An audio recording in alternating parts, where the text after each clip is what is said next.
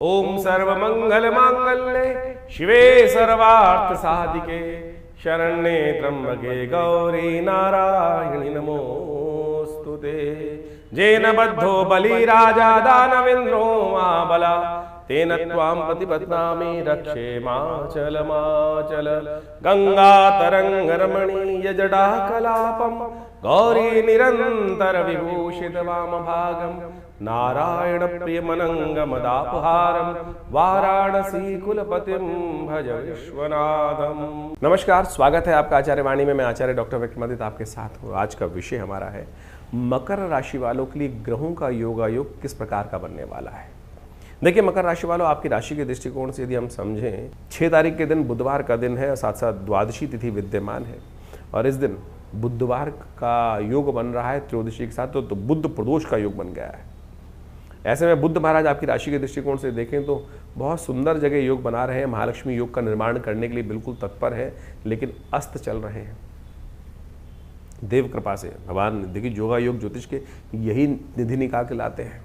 बुध एक मैनेजमेंट का ग्रह है, बुद्धि एक सात्विक बुद्धि का, बुध एक सात्विक बुद्धि का ग्रह माना जाता है बुध महाराज। तो ऐसे में वो कमज़ोर चल रहा होता है, तो हमें क्या होता है, जो जिस दिशा में काम से लाभ होने वाला होता है वो हम विचार आते ही नहीं है। तो ऐसे में थोड़ा इस समय में अच्छा होगा कि बेलपत्र भगवान पे अर्पित करें शाम के समय, और हो सके तो थोड़ा दही के द्वारा भगवान का अभिषेक करें।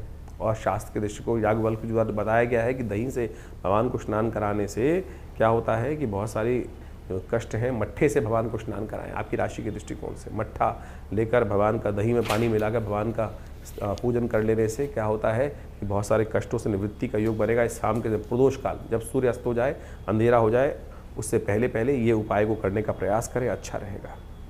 7 तारीख बृहस्पतिवार का अवसर त्रयोदशी तिथि विद्यमान है और ऐसे में ग्रहों का परिवर्तन का योग बहुत जल्दी से आपके आने को तैयार है। तो थोड़े से इस समय को उपयोग कर लीजिए। आपका आज का समय 60% ठीक दिखाई देता है, लेकिन फिर भी थोड़े पैसे जहाँ खर्च होने के ज़्यादा योग बन रहे हो उसमें कम करने का प्रयास करें। जल्दीबाजी में काम ना करें। इस समय थोड़ा क्या हो रहा है कि आप अपने आप को सुपीरियर मान के काम कर रहे हैं और हम सब अपने आप को सुपीरियर मानते हैं तो कई बार कष्ट में फंस जाते हैं। इस समय थोड़ा सा सामने वाले की सलाह को समझने का प्रयास करना आपके लिए बहुत ज़रूरी रहेगा। सही समय पर सही बुद्धि साथ दे, उसके लिए हल्दी का टीका माथे पे लगाइए, पीली चीज़ों का दान करें, अच्छा होगा। 8 तारीख शुक्रवार का अवसर चतुर्दशी तिथि विद्यमान सुबह के समय, लेकिन शाम के समय दिल्ली के पंचांग के अनुसार से पूर्णिमा का आगमन हो जाएगा। इसलिए सत्यव्रत हयग्रीव जयंती इस दिन शास्त्र के दृष्टिकोण से मनाई जानी चाहिए। ग्रह नक्षत्रों के दृष्टिकोण से महत्वपूर्ण समय आपके लिए बनकर तैयार है। एक नया शक्ति के साथ ग्रह आपके सपोर्ट में आ गया है। आपके विचार कुछ चीज़ों को नए नज़रिए से चीज़ें देखते दिखाई देंगे। मन पूरी तरह से बहुत सारी चीज़ों में आपको लाभ देने के तैयार बैठा है। सत्यनारायण भगवान की उपासना, ओम नमो भगवते वासुदेवाय, इस मंत्र का जप करना या विशेष तौर पर गौशाला में जाकर कुछ चीज़ों को देना, दान करना, ये आपके लिए बड़ा अच्छा है। ऐसे में भगवान विष्णु का स्तवन संपूर्ण रूप से शालिग्राम जी को रखकर उनके समक्ष सत्यनारायण भगवान की कथा करना और फिर केले इत्यादि का प्रसाद वहाँ वितरण करना, ये भी आपके लिए चूरमे का प्रसाद वितरण करना, प्रसाद ग्रहण करना आपके लिए बहुत शुभ योग बना सकता है। 9 तारीख बड़ा महत्वपूर्ण दिवस है। शनिवार के दिन राखी का योग बन रहा है, पूर्णिमा का योग बन रहा है और ऐसे में बुध भी परिवर्तन की तरफ जा रहे हैं। जिस ग्रह की आकांक्षा है बहुत सुंदर रूप से परिवर्तन करके लाभ देने के लिए रास्ता बना रहा है। महालक्ष्मी का योग का निर्माण ये बुध महाराज वक्र स्थिति में से करने के योग बनाएंगे।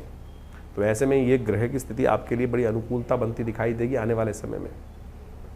रक्षाबंधन एक बड़ा महत्वपूर्ण चमत्कारिक पर्व है, लेकिन आज हमने केवल उसको भाई बहन के त्यौहार के रूप में उपस्थित कर दिया कुछ भ्रांतियों के कारण से। ये एक ऐसा पर्व है जो बिल्कुल विशेष तौर पे परिवर्तन करके दिखा दे, भाग्य में बिल्कुल महत्वपूर्ण परिवर्तन, आपके समस्त कष्टों को एक तरफ हटा के रख दे। इसलिए इसको श्रावणी उपाकर्म के रूप में शास्त्र में स्थान दिया गया है। ये एक बहुत चमत्कारिक पद्धति है भारतीय संस्कृति की। कहाँ से आरंभ हुई इसके बारे में भ्रांति है लोगों के मन में। भारतीय संस्कृति में रक्षाबंधन का अद्भुत वर्णन शास्त्रों में बड़ा प्राचीन काल से मिलता है। आज कुछ भ्रांति संसार में उपस्थित कर दी जाती है।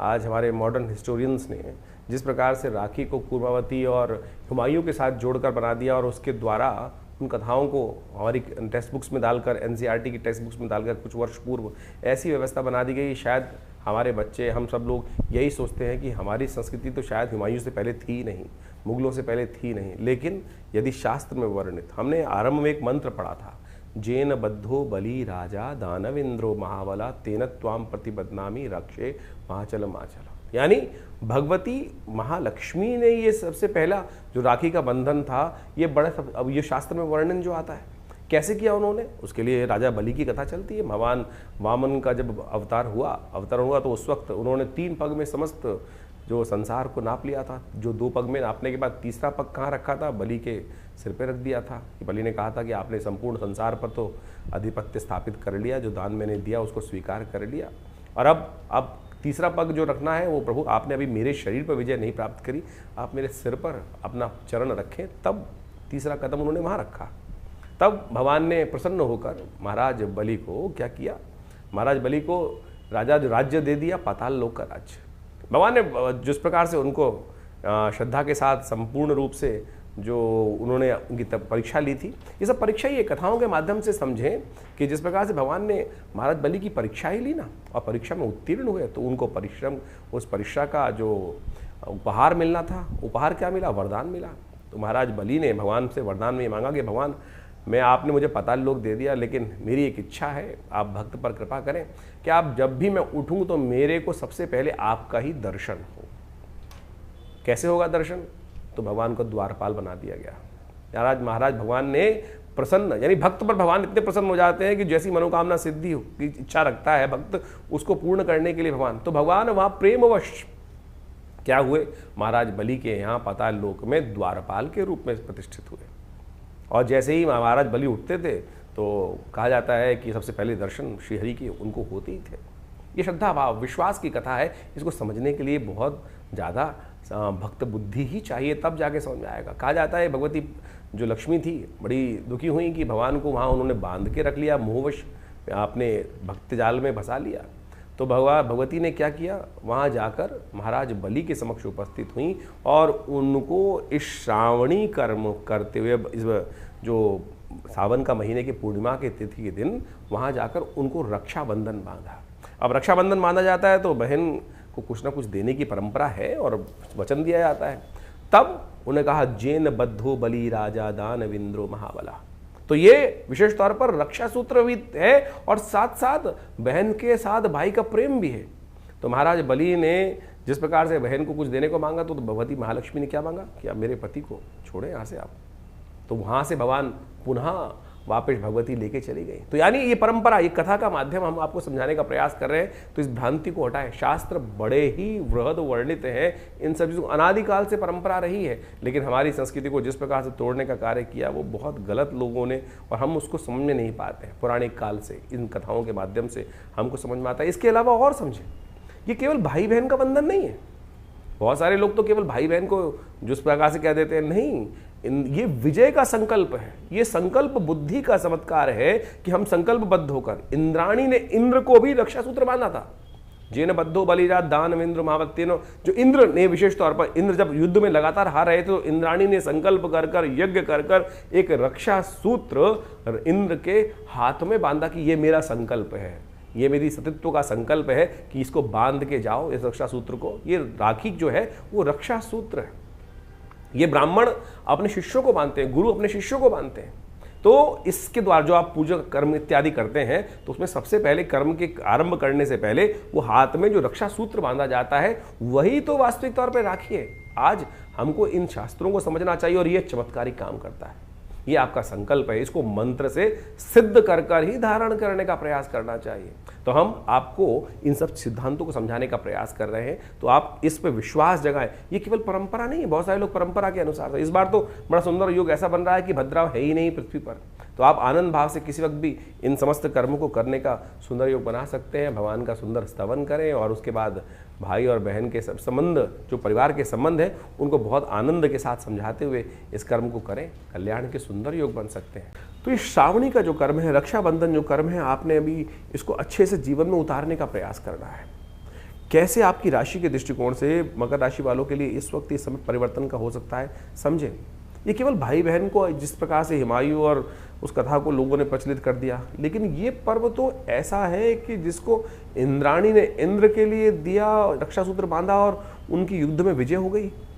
तो आप समझें, ये तो भगवती महालक्ष्मी ने अपने पति को छुड़ाने के लिए इस रास्ता बना दिया, संसार को मुक्त करा दिया, संसार के आधिपति को मुक्त करा दिया। तो आपके जीवन में यदि कष्ट चल रहे हैं तो इस रक्षा पर्व के दिन आप सुंदर रूप से मंत्र जप करके भगवान का सानिध्य प्राप्त कर अपने विश्वास से, अपने संकल्प से परिवर्तन का रास्ता बना सकती हो।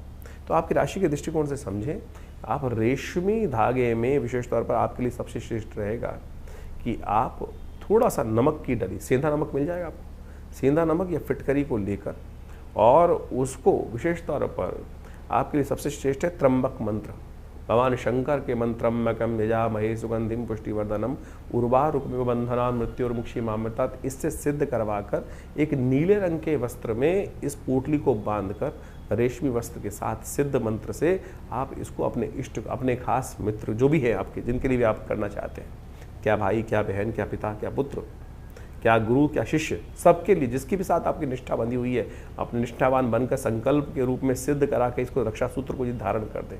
पुराने जमाने में गुरु शिष्य को, शिष्य गुरु को धारण करते, ब्राह्मण समस्त क्षेत्रों में जाकर धारण करवाते थे। लेकिन धीरे धीरे वो परंपराएं हमारे इस संस्कृति को विध्वंस करने के लिए कैसे उस पाश्चात्य संस्कृति के लोगों ने रखी कि हम सब उस कर्म को ही भूल गए हैं। श्रावणी तो बहुत सारे लोग आज करते ही नहीं।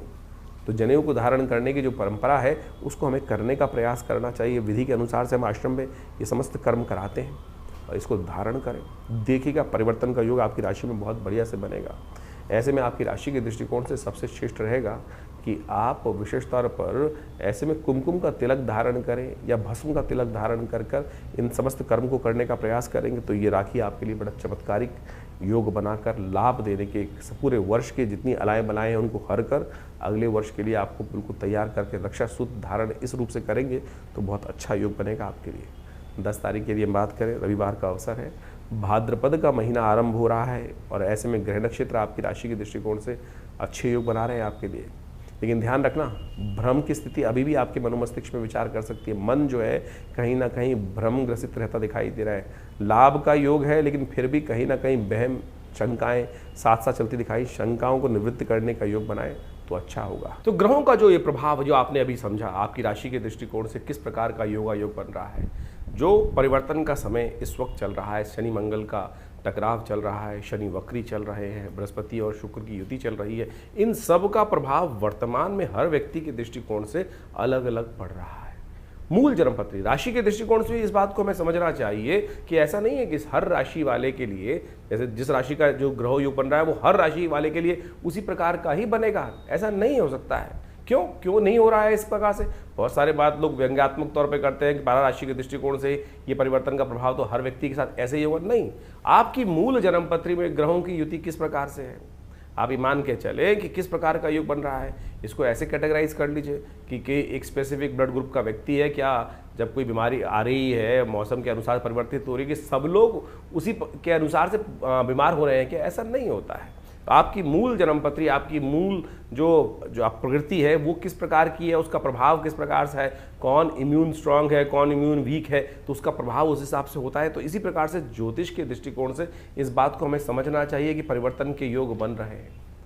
वर्तमान में ट्रांजिट के प्लैनेट के दृष्टिकोण से हमने आपको राशि के दृष्टिकोण से वो बताया। इंडिविजुअल आपकी जन्मपत्री में क्या प्रभाव पड़ रहा है उसको अच्छे से आपको समझना चाहिए। दशाएं, अंतरदशाएं, ग्रहों का प्रभाव, कौन से ग्रह आपके जन्म में पूर्व अर्जित कर्म के अनुसार से किस प्रकार के योग आप बनाकर बैठे हुए हैं और कैसे उसमें परिवर्तन लाने के योग बन रहे हैं। तो ग्रहों की गोचर ये आपको अच्छे से समझाने का प्रयास करती है और जल्दी जल्दी यदि आप परिवर्तन का रास्ता देखना चाहते हैं, प्रभाव देखना चाहते हैं, तो उसको सही से समझकर यदि आप कार्य कर लेंगे तो बहुत अच्छे से परिवर्तन के योग बन जाते हैं। तो इस समय जो ग्रहों का योग चल रहा है उसका प्रभाव भी आपने समझ लिया है। हमने आपको भी बताया था कि शनि मंगल का जब टकराव चलता है आपस में तो मन में कहीं ना कहीं द्वेष उत्पन्न होता है। इसके लिए अलग से जो वीडियो बनाया था उसको जाके समझ लीजिएगा। तो जो 3-4 महीने का योग है वो अंतर द्वंद्व से बचते हुए कार्य करने का प्रयास करना है। शनि मंगल का जब टकराव होता है तो क्या होता है, द्वंद्व उत्पन्न होता है। बृहस्पति शुक्र की युति जब चल रही होती है तो मानसिक तौर पर व्यवस्था ऐसी बनती है कि इधर जाऊं कि उधर जाऊं, द्वंद्वात्मक स्थिति मनोमस्तिष्क में विचारों की उत्पन्न होती है। एक रास्ता इधर से, एक रास्ता इधर से, उसमें कौन सा चुनना है उसके लिए हमें निष्कर्ष पे पहुंचना होता है और ज्योतिष वही निष्कर्ष बताता है। आप ऐसा समझें, आप इसको इसको इस प्रकार से बहुत अच्छे से उदाहरण हम दे के समझाते हैं कि गूगल ने आपको रास्ता दिखा दिया। आजकल गूगल मैप्स का हम देखते हैं, और उसके बाद भी ये थोड़ी गूगल पकड़कर आपको उसी प्रकार से ले जा रहा है कि नहीं नहीं इस पे जाना है, कहीं और नहीं जाना है। वो तो आपके हाथ में, चुनाव आप कौन सा कर रहे हैं। सामने आपके सामने मार्ग प्रशस्त है, ज्ञान आपके सामने दिया हुआ है, उस ज्ञान पर आप चलना चाहते हैं या नहीं चलना चाहते, वो चुनाव आपके जीवन में आपको दे दिया गया है। जैसे कहा गया ना, अवश्यमेव भोक्तव्यम कृतम कर्म शुभाशुभ। परमात्मा हम लोग के मन में आती है कि परमात्मा हमको गलत रास्ते पे जाने ही क्यों देता है। परमात्मा ने आपको जन्म देने के बाद, प्रकृति ने आपको जन्म देने के बाद खुली छूट दे दी, ज्ञान भी साथ साथ दे दिया। देख भाई, ये करेगा तो इसका प्रभाव ये होगा, और ये करेगा तो इसका प्रभाव ये होगा। ये शास्त्र से समझ में आता है, उदाहरणों से समझ में आता है। निष्कर्ष जो शास्त्र में कथाएं हैं, कथानक है, जो विभिन्न पुराण इत्यादि में कथानक है, उसके द्वारा हमें समझ में आता है कि ये करेंगे तो इसका नेगेटिव प्रभाव होगा, उसके अनुसार से हमारा भविष्य भी बदलेगा, और प्रारब्ध के दृष्टिकोण से जो हमारे जीवन में आगे बनकर आएगा उसका नेगेटिव इफेक्ट होगा। तो उसी प्रकार से ज्योतिष विज्ञान आपको नेत्र के माध्यम से ये दिखाने का प्रयास कर रहा है कि भाई इस चीज़ों में आगे चलने से ये इसका प्रभाव आपके जीवन में उत्पन्न हो, फिर आप चुनाव करें कौन सा चीज़ करें। और बहुत सारे लोगों के मन में एक भाव होता है कि हम उपाय जो करते हैं उसका प्रभाव होता है, नहीं होता। क्यों नहीं होता उपाय का प्रभाव? हजारों लोगों के जीवन में परिवर्तन का योग बनता है। हम तो नित्य प्रति देखते हैं, जब प्रार्थना, अनेक प्रकार के शास्त्र में वर्णित उपाय, चाहे वो किसी प्रकार के भी हों, जिस शास्त्र जिसका अनुभव, जिस विद्वान का अनुभव हुआ, उन्होंने वो उपायों को शास्त्र में वर्णित किया, उनका प्रभाव बिल्कुल होता है। हर एक्शन का कुछ ना कुछ रिएक्शन है ही, इस बात को हमें समझना चाहिए। तो शास्त्र में अनेक मनोकामनाओं की सिद्धि करने के लिए जो रास्ते बताए गए हैं, वो समस्त आपके जीवन में कल्याण का योग देते हैं। इस वक्त तो सावन का सुंदर महीना चल रहा है, कुछ ही दिन बाकी हैं सावन के महीने में। कोशिश ये करें भगवान की शरणागति प्राप्त करने का प्रयास करें। देखिए, 9 ग्रह आपके जीवन में बहुत सारे खेल खेलते हैं, बहुत सारे खेल आते हैं, अच्छे बुरे सब प्रकार के आते हैं, लेकिन भावी मेट सके त्रिपुरारी, ये भाव से हम ध्यान रखना चाहिए। तुलसी बाबा ने बड़े सुंदर रूप से लिखा है कि हमारे जीवन के जो कष्ट हैं वो कौन मेट सकते हैं? भगवान शंकर ही मेट सकते हैं। और भगवान शंकर का अनुग्रह, ये 10वां ग्रह है, इसका अनुसरण करने का प्रयास करो। 9 ग्रह तो जो खेल खेलेंगे, ब्रह्मा मुरारी त्रिपुरा अंतरकारी भानु शशि भूमि सुतो बुधश्च, ये सब तो ग्रह चलते ही रहेंगे, लेकिन इसके बाद भी जो 10वां ग्रह है, प्रभु का अनुग्रह हम प्राप्त करने का प्रयास करें। शिवरात्रि, नवरात्रों में, विशेष तौर पर सावन के महीने में विशेष कार्यक्रम चलते हैं, हर क्षेत्र में चलते हैं, भारत के क्या पूरे विश्व में जहाँ जहाँ सनातन की पद्धति रही, वो जहाँ जिस प्रकार भी योग होते हैं, लोग भगवान की शरणागति प्राप्त करते हैं। और कथाओं के माध्यम से वो विश्वास जागना चाहिए कि एक लोटा जल भी भगवान शंकर को यदि अर्पित करेंगे तो बहुत सारे कष्टों से निवारण करने का ये विश्वास है हमारा, ये संस्कृति का विश्वास है। और ये अनुभव भी है कि भगवान समस्त कष्टों को हर लेते हैं। जैसे दूध अगर डालेंगे भगवान शंकर पुष्टि के योग बनेंगे। भगवान के अपने मनोरथ सिद्ध करने के लिए अनेक प्रकार से अनेक विधान शास्त्र में उपस्थित किए गए हैं। तो इस वक्त रुद्राभिषेक का समय चल रहा है, तो कोशिशें करें अपनी श्रद्धा के अनुसार से भगवान को जल अर्पित करें, दूध से भगवान का अभिषेक करें, दही से भगवान का अभिषेक करें, घी से भगवान का अभिषेक करें, इच्छू रस, गन्ने के रस से भगवान का अभिषेक करें। और बहुत सारे अनेक प्रकार के जो शास्त्र में वर्णन जो किया है, जिन प्रकार की पद्धतियों को, उन सब चीज़ों को कर लेने से बहुत बढ़िया अद्भुत प्रकार के योग कर्म के द्वारा वो योग बना सकते हैं आप। तो इन सबको समझें। हमने विवेकानंद योगाश्रम में पूरे सावन के महीने में नित्य प्रति रुद्राभिषेक रखा, बहुत सारे लोगों ने उसमें भाग लिया, लोगों ने अपने मनोकामना सिद्धि के लिए अपने अपने अनुसार से उसमें समर्पण संपूर्ण साथ देकर उस कार्य को किया। कुछ दिन और शेष बाकी हैं, शुक्ल पक्ष का अंतिम समय चल रहा है, जिसमें बड़ी श्रद्धा के साथ बड़े उत्सव। कृष्ण पक्ष से ज़्यादा शुद्ध माना जाता है शुक्ल पक्ष, क्योंकि चंद्रमा गति को प्राप्त वृद्धि की तरफ जा रहे होते हैं। जो पूर्णिमा के दिन सुंदर योग बनता है, श्रावणी कर्म उपाकर्म, उसी दिन तो अमरनाथ में जल चढ़ता है। तो कोशिश ये करें श्रद्धा के साथ भगवान के इस सुंदर मास में संपूर्ण रूप से भगवान के प्रति समर्पण करने के लिए आप विवेकानंद योगाश्रम में आ सकते हैं। जो 2 सोमवारों का सुंदर योग रहेगा, तीसरा चौथा सोमवार, जो चौथा सोमवार का योग बन रहा है, उसमें अवश्य भगवान के श्री चरणों में उपस्थित होकर आश्रम में जो प्रतिष्ठित बड़े विशाल भगवान शंकर के श्री विग्रह, फेसबुक पर जाकर आप हमारे उस कार्यक्रम को डेली लाइव भी देख सकते हैं। जो हमारा फेसबुक है आचार्य वाणी आचार्य विक्रमादित्य, उसमें हम लाइव डेली उस पूजा को दिखाते हैं, कराते हैं। आप सब भी उस दिव्य रुद्राभिषेक कर्म में सम्मिलित हों। भगवान का सुंदर रुद्राष्टाध्यायी के द्वारा जो स्तवन चलता है और उनका पाठ चलता है, उनका जलात्मक, दुग्धात्मक अनेक प्रकार से औषधियों से जो अभिषेक चलता है, उसमें सम्मिलित होकर भगवान के प्रति अपनी श्रद्धा के समन को अर्पित करें। और रविवार वाले कार्यक्रम में तो आप सब सदा आमंत्रित ही रहते हैं, उसमें आप आएँ। दिल्ली में ये विवेकानंद योगाश्रम जमनाबाद लक्ष्मी नगर क्षेत्र में स्थित है और पूरा एड्रेस हमारे फ़ोन नंबर से संपर्क साध सकते हैं। हमारी जो वेबसाइट है acharyavickramaditya.com, उस पर भी जाकर संपूर्ण जानकारी लेने का योग बना सकते हैं। धन्यवाद, नमस्कार।